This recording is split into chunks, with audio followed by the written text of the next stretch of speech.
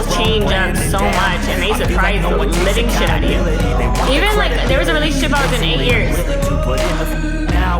People still can change after 8 years. You know what I mean? Like it's scary to like want to have kids with somebody. Have you dated someone with kids? I used to talk to somebody with kids. Yes. I did meet the kids at one point, but we introduced ourselves as like friends. Like, oh, this is a friend, because we were just talking. There was no official, you know. But yeah, been single 12 years now. It does get harder.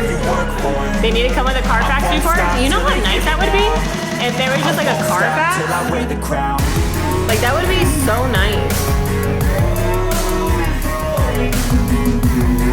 Solito mejor. 4 years and boom, nothing. Yeah, that scares me too. I've always been so scared of that.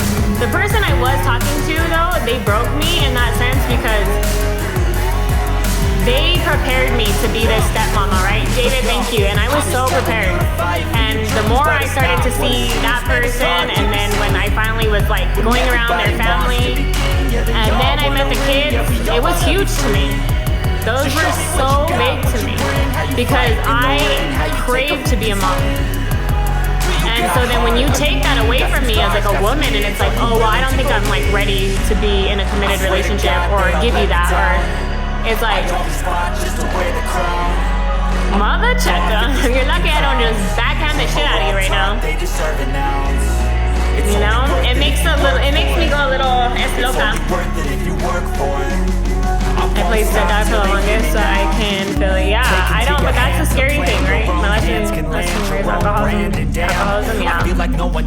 How many kids do you want? Probably like 2, 3 max. Sorry, was this my license here? Oh, I'm so sorry. Wait, you guys are still together or you're not together? A single dad he didn't dip on me. It was just more like he wasn't mentally ready for anything. And I should have seen the signs. I honestly should have seen them so long ago. And we play dumb. Women, we purposely don't pay attention to red flags because we can see the potential. I seen the potential. I seen the potential of me being that person's backbone, me helping that person get further in life by being his woman. You know, like I was like, we could do this. I can take care of the kids. You can worry about business. You know, I'll take care of you. Like, house would be good. The kids would be good. It would help your family. You know, I see the potential in things. And I was so excited to just, for that bond, the memories. I looked forward to all the things we could have done with the kids. Like, oh, let's take them there, let's take them this, let's do that. I sent clothes to his kids for like birthdays and you know, so we played dumb. Got some scars, got some needs. Are you willing to go read? It's a nurturing you, a natural woman. That's why some women love the bad boys. I believe in that a man ain't nothing without a strong woman. There's always something that needs work. Yeah, but you have to like choose each other, right? You gotta continuously choosing each other. That person just, unfortunately, as much as that person thought he was ready or thinks he's ready, he's not. And if he ends up finding somebody that I became too much for that person. That's the person that told me that he wants to feel needed, not wanted, and he feels like I just want him and I don't need him. And I was like, well, I need a man in order to give me kids. I need a man so my family has structure. I need a man to create family. So I was like, I don't know how you don't feel needed. But I was like, okay. Love someone. Yeah, that's what I thought too. Because even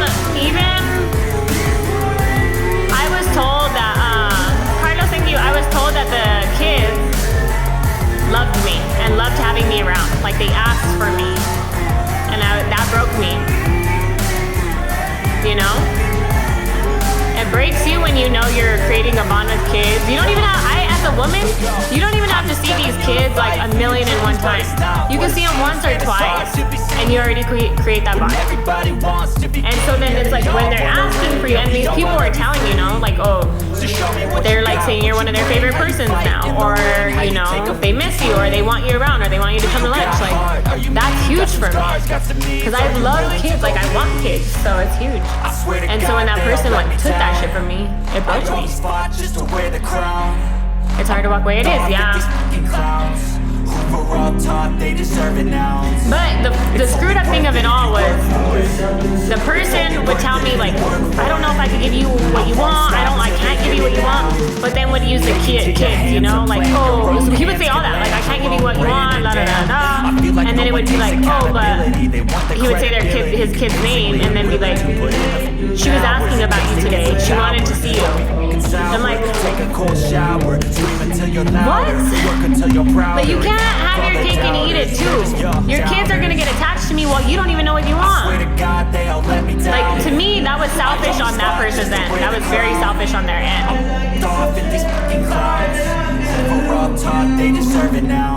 Yeah. No, yeah, it's hurtful. It's only worth it if you work for it. I won't stop till they hear me now. I won't stop till I wear the crown.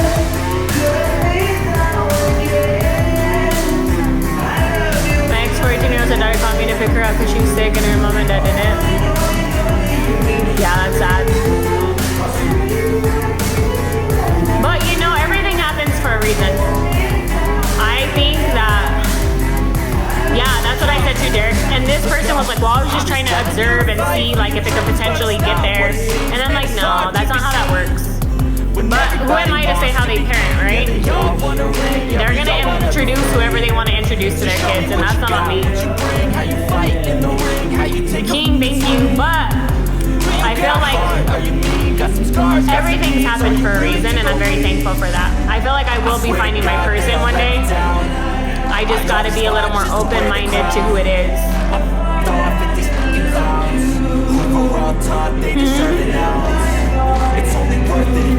Yeah, everything happens for a reason. I finally like let go of it. Like, when I think about the kids, yeah, it still touches my heart, because like obviously I still care for the kids, and I'm just hoping and praying that person's making the best decision when it comes to people for his children, you know, because I care about his kids. So it's like one of those where it's like, it only hurts me because it's like, please don't be downers, you know.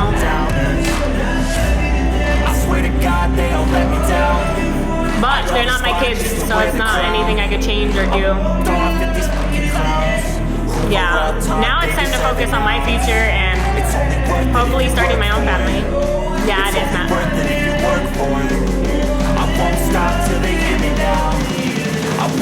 I like how you say the cupcake. Oh my god, that's what we're going with, the cupcake. Thanks for that advice.